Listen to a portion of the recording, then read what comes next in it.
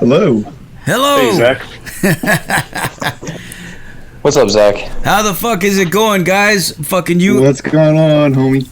Y'all are live right now on the Zach Moonshine Show with Metal Devastation fucking radio. We just got done blasting your new track, Drift Away, and that shit was fucking insane, dude. Hell yeah, Thank we're you. stoked. We're stoked. Thank you very much. Hell yeah, man. Hell yeah. Dude, everything about it, dude. All the different fucking parts, man. I love the little intro with the fucking, like, Spanish guitar, and then you have some flutes playing or some shit. What the fuck, man? And then it just goes into full fucking blast fucking insanity, dude. Yeah. You guys are awesome, Yeah. man. Yeah, that's Deidre Mallory from the 70s prog rock band Gong on flute. Nice. Yeah, that was really cool getting to work with him. Hell yeah, dude. Hell yeah. I was wondering about that. I was gonna ask, like, which one of you guys is doing that? Yeah, we called in a pro. Fuck yeah, man. All right, well, so tell us, man, what's been going on in you guys' world, man? I know you've been pretty busy, right? Yeah, we've been very busy, and it's been really tough because we've been keeping things under wraps for a while now. And we've been bursting at the seams trying to get this stuff out to you guys. We decided to write an album and then attach a film to it. So, that's really delayed a lot of things. And, we've just been full of excitement and trying to get this out to the masses. Hell yeah.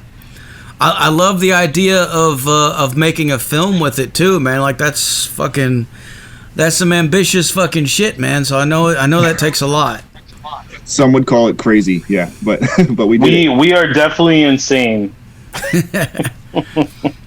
But hey, man, fucking all or nothing. You know what I mean? Yeah, we really swung for the fences with this one. We've always kind of been a band who's kind of like, we wanted to push the boundaries of what we could do, and it sounded like a crazy idea when we first came up with it, but then like slowly through the process, like it became like more and more apparent that like just sheer willpower was going to make this thing happen, and it sure as shit it did. Yeah, we're big dreamers. We've always dreamed really big, and I'm just glad that we were able to push boundaries, like Alec was saying, and go through with what we wanted to do. Hell yeah. In short, we're tired of being under a rock. It's time for us to be known. Fuck yeah. Hell yeah, man. Well, I know it was cool meeting you guys at the Tennessee Metal Devastation Music Fest whenever you were finishing up your tour with fucking Visitant, man. How was that? We had a great time, dude, and just real quick, shout out to both you and Raven, like, for putting that shit together. Like, you guys were so hospitable to us, and you really have cultivated such an amazing community around you guys. So I just wanted to applaud you guys and just give you like all the praise and accolades that we can.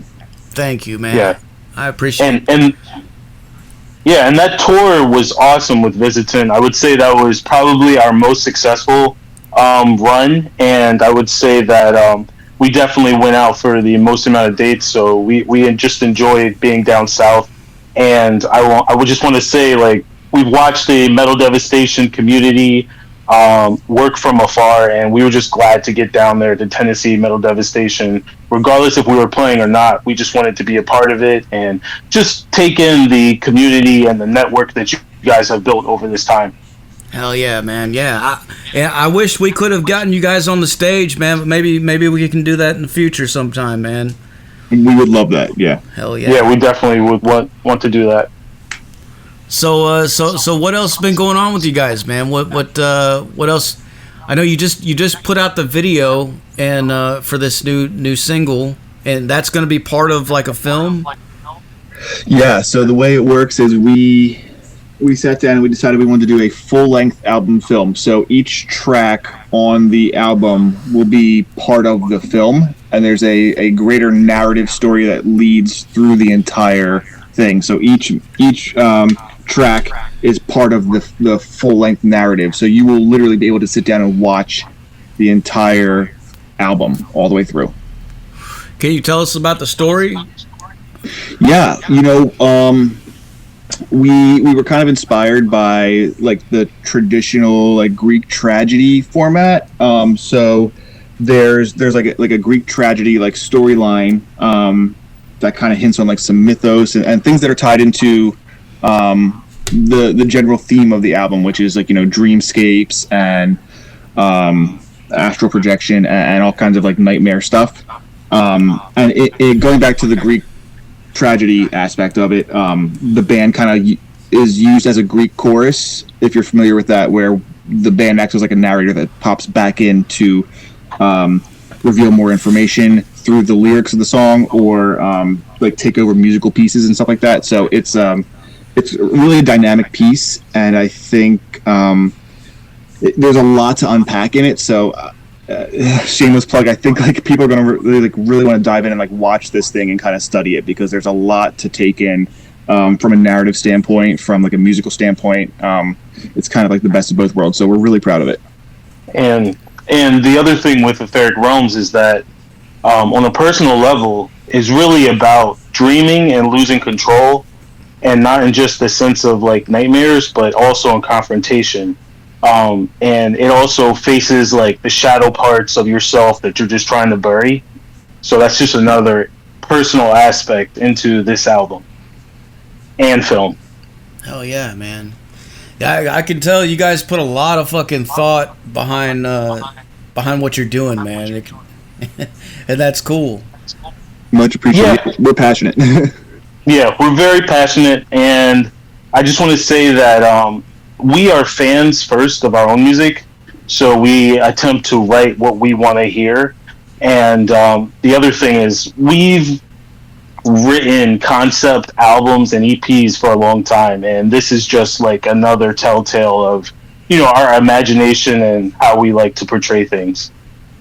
Man, you know what? You touched on something right there. I think, I think that's really important, is that you have to be a fan of your own shit, man. Like, I don't understand like some bands that aren't really, you know, like that they just do it and then they don't want to listen to it, or they don't want to. I don't know. That's just weird to me, man. You know, like, if you're gonna do it, you might as well fucking do it because you love it, you know, and because you enjoy it. Yeah, that's the truth. And with all like the blood, sweat, and tears that come into making music like this, if you don't love it, then you're crazy. You know what I mean? Hell yeah, man. Well, tell us, give us a brief history of you guys. Like, how long have you been doing this, and how exactly did it get started?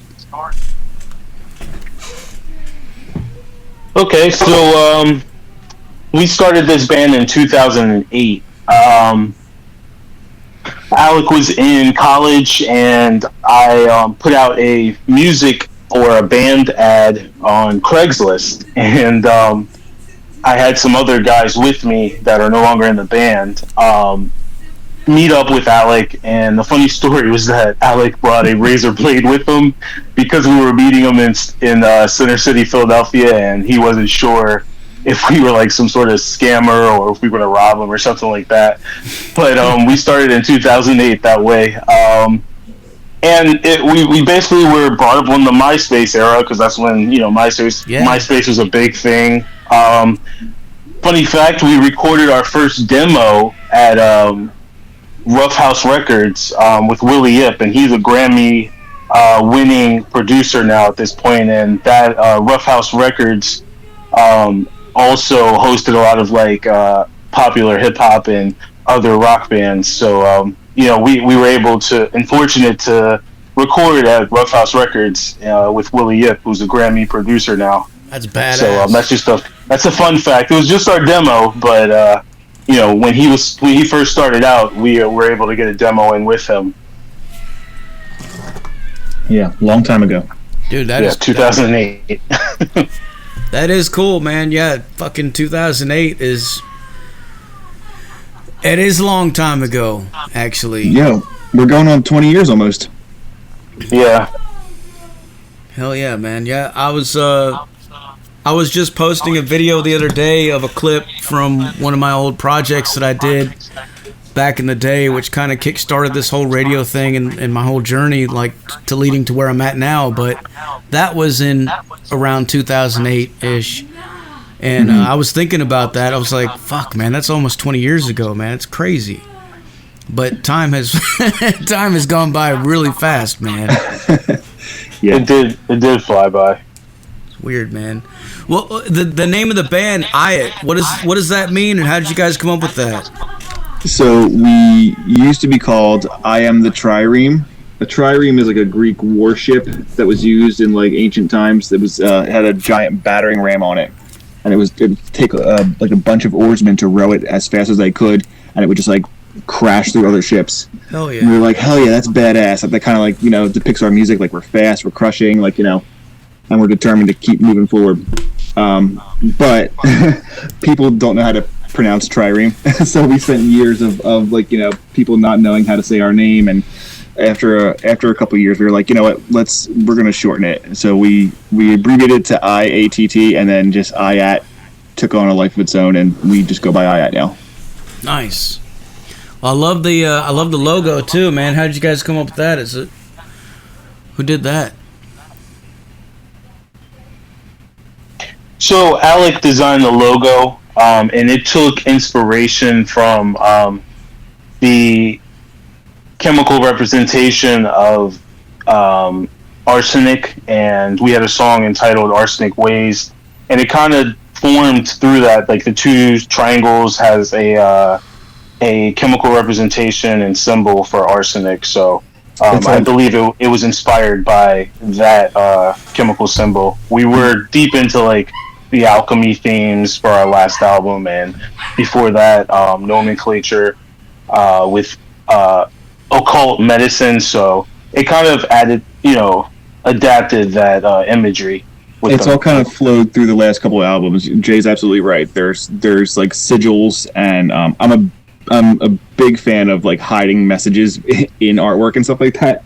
Usually when I'm doing a piece, there's some sort of like hidden meaning or like hidden symbols like within the artwork itself, and that goes for our logo too. There's sigils all within like the details of our logo proper. So dude, that is cool. You know what, I'm looking at it right now and it's making me laugh because I'm thinking about not last year but the year before at the fest we had both Summoner's Circle and Illusion of Fate play, and Summoner's Circle is all about the circle, and then Illusion of Fate was all about the triangle, and they had this big war. It's like this wizard war, like the triangles versus the fucking circles, and then they did a tour together, which was fucking hilarious. But yeah, man, like you guys, that would be a killer fucking bill. Like you guys should hook up with those two bands, and then you could, because you meet right there in the middle. Yeah, we love Summoner's Circle, and we are hoping to do some stuff with them later down the road. Hell yeah, man. Yeah. TBD, yeah, we can't divulge too much yet, but there's stuff in the works. Fuck yeah, man. Hell yeah, dude. Yeah, I love those guys, man. Really good friends with them, man, and the whole camp, man. Really good people. Yeah, we got to talk to them when we were at the Devastation Fest, and super nice guys. Hell yeah. Well, so tell us about your musical upbringing, like when you guys were kids, man. What kind of stuff were you listening to that got you into playing music and then brought you to where you are now? Well, I guess I'll start.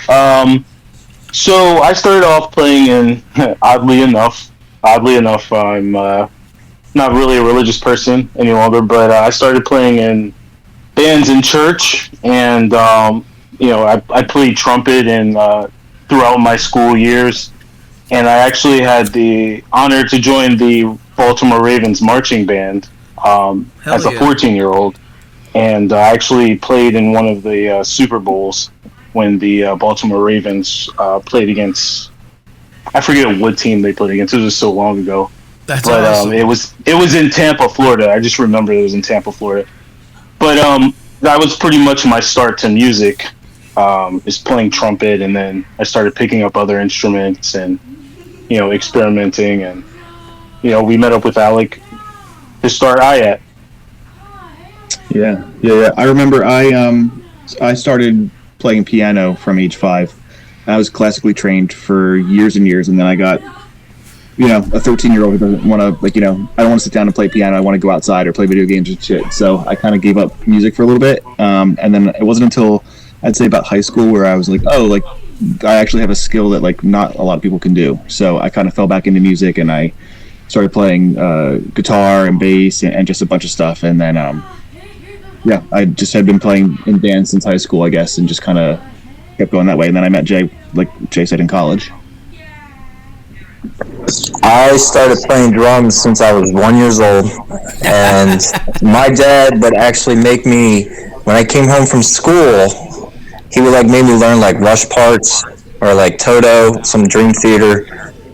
And then when I got in my teenage, I started listening to like Slipknot and Mudvayne, stuff like that, and it just like kind of gravitated more towards metal. And then when I got in my 20s, I actually learned to play guitar to be a better drummer, to have a better understanding for writing purposes, and that really worked out. So, and then animals leaders and stuff like that, I'm a pretty big fan of, and stuff like that. So, fortunate.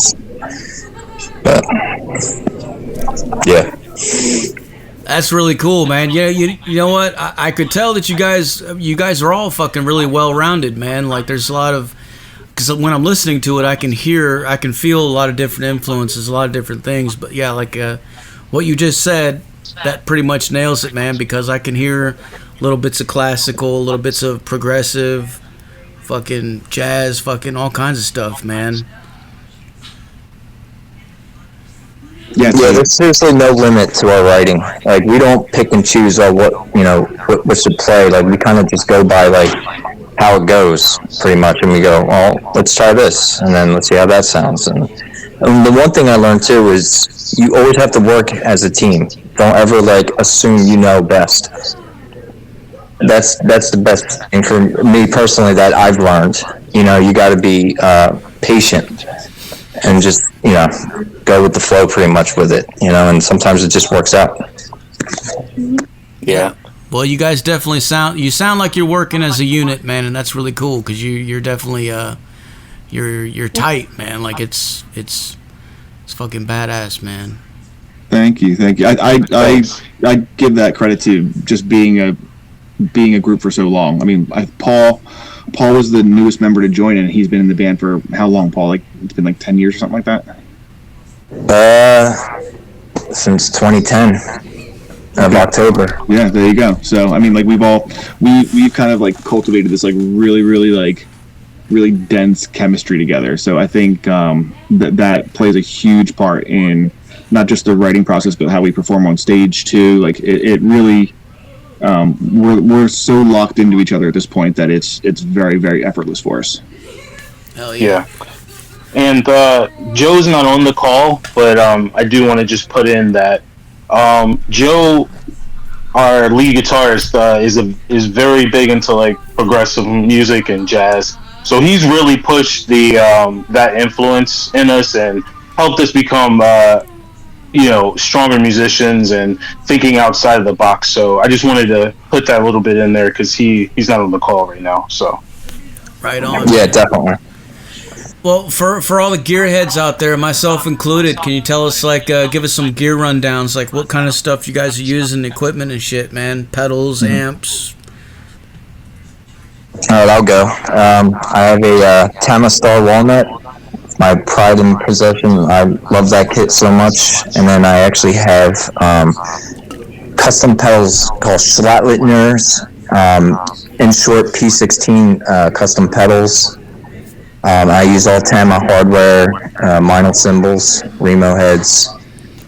I'm a big Tama fan, and my goal is to get endorsed by Tama and Minel cymbals. So, if you guys hear me, hit me up.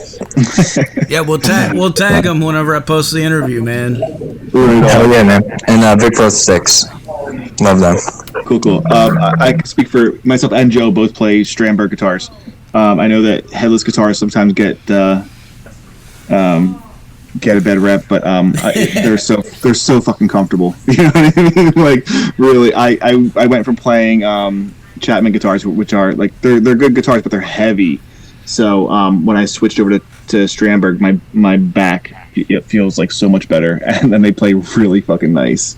As far as like what I'm playing out of, right now I've been using orange, and I've got a Mesa cab, which I really love. I've had that thing for a long time, and it's a workhorse.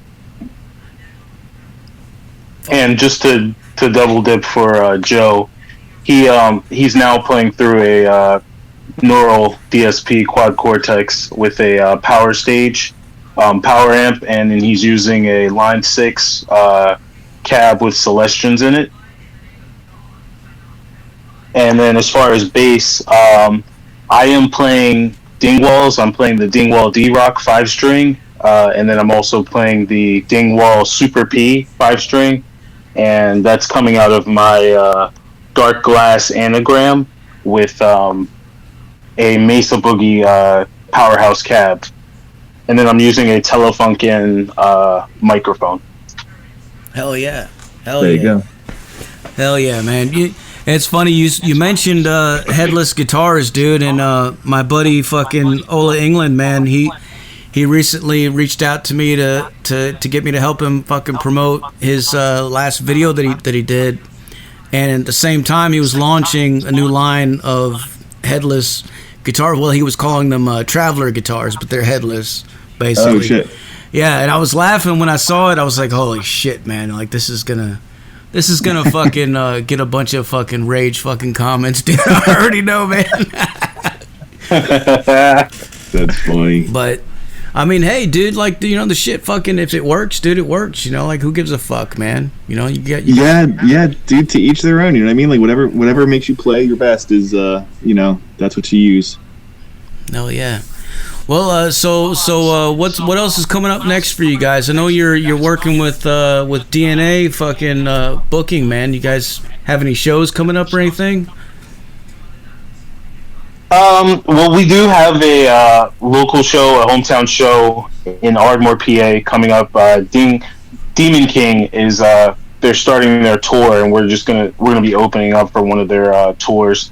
And then we have a festival that was just announced, which was the 793 Pre-Raid Fest down at Birmingham Meadry. Nice. Which is really awesome. They have like 3 or 4 dates where, you know, it's all a Viking festival and a lot of Viking esque activities. So we're going to be playing that. Those guys are awesome. The most important thing about that, Jay, is the mead.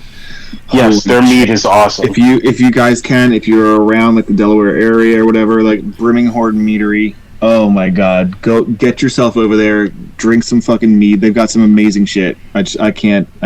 I'm so excited for that, just to drink mead. Hell yeah, dude. Fuck yeah. Man, you one of you guys mentioned earlier the Super Bowl and football and shit. So I gotta ask, man, did you guys watch the Super Bowl this year? Thursday night football. Yeah. I actually didn't watch the Super Bowl much. I mean, I looked at the score, but I didn't really watch it. I mean, it was a little uninspiring for me. I don't know. Yeah, it was. Yeah. It seemed like the Patriots pretty much just laid the fuck down, man. I don't know what the fuck they were doing. Yeah, I watched like maybe a little bit, but I was kind of like in between working on stuff and also like watching, and then I just like gave up watching altogether. I was like uninterested. Well, I was gonna ask, what did you guys think of the halftime show? But I don't know. You probably didn't even watch it. I couldn't understand them personally. From the clips that I saw and everything, like I thought it was cool. I've honestly never really been into the halftime show at all. Like again, like it's one of those things where like I'll watch a little bit just so I know what's going on, but I don't know. Yeah. Well, it cracked me up this year because, like, I mean, there's always people fucking fighting about it online, about, you know, going back and forth on it. But, like, normally I see a lot of people fighting about the teams, you know, like the plays and stuff. But I didn't see anybody fucking mention anything about the game itself this year. It was all just focused on the halftime show. It really got away from football. It was pretty fun. Honestly, like there weren't a lot of like stars in this game, and they were mentioning that there wasn't a lot of like star power as far as football wise. So I think that all of the focus was just on the halftime. Yeah. I didn't think it was bad. I enjoyed it, man. I mean, I don't know. I thought it was cool, but you know. Yeah, it was cool to see their representation for like Puerto Rico. Yeah, that was cool. That was awesome because it just was enlightening, like, you know, the fact that they are part of the U.S. So, you know. Yeah. And it seemed like positive, you know what I mean? Like the performance had like a positive energy to it. So like that was cool. Yeah, I'm half Puerto Rican myself, so when I was watching it, that's what I was feeling like to myself. I was thinking, that's pretty cool, man. They're representing my fucking, my fucking homelands, man. Yeah. Hell yeah. But yeah. Well, anyway, so is there anything else you guys want to announce to let the people know? Well, if you guys like what you heard from the single, we have pre-orders up. We have new merchandise that's on Merch Booth. You can pre-order the album there and vinyl. We have 2 other singles that'll be dropping, and then also watch this video till the end. It has a big announcement at the end, so you don't want to miss out on that. Yeah, we have a lot more coming as far as singles, as far as videos. So stay tuned with that. I'm excited for people to check out the videos and see, like, you know, what their reactions are, how they feel the story's going to go, because like we're dropping pieces of the narrative throughout these videos. So I'm excited to see what people think about, like, where the story's going to go. Hell yeah! Well, I pre-ordered the album on Bandcamp, so I'm looking forward to hearing some more from it, man. Thank you so much for that. Thanks, Zach. Just keep an eye out because we are looking to tour, so we should be touring this album. Just keep an eye out for those dates. If we're in your area, please come out. It means everything to us. Fuck yeah, man. All right, well, I guess I'm about out of questions for you. Before I let you go, can I get you to make us a station tag real quick? Yeah, go for it, Jay. Sure. All right, whenever you're ready, say something like, "This is IATT, and you're listening to Metal Devastation motherfucking radio." This is Jay from IATT, and you are listening to Metal Devastation fucking radio. Yeah. Hell yeah. I mean, it doesn't get any better than that, dude. Hey, man, you did it, man. It's fucking perfect. Well, listen, guys, thank you so much for taking the time to talk to us. I really appreciate it. And what I'm going to do now is going to blast some more IATT for these motherfuckers so they go crazy, all right? Hell yeah. Zach, Hell yeah, man. Spread the love. Thank you. Thank you for having us. Yeah, man, anytime, dude. All right, we'll talk soon. All right, later. All right. Bye. See ya. There you have it, folks. IATT live on the Zach Moonshine Show with Metal Devastation motherfucking radio. Like I said earlier, put your speakers in your windows, put them in your front lawns, put them in your neighbor's driveway. Do whatever the fuck you got to do, man. If you don't see U-Haul trucks everywhere tomorrow, what the fuck are you doing, man? Crank it the fuck up loud as a fuck.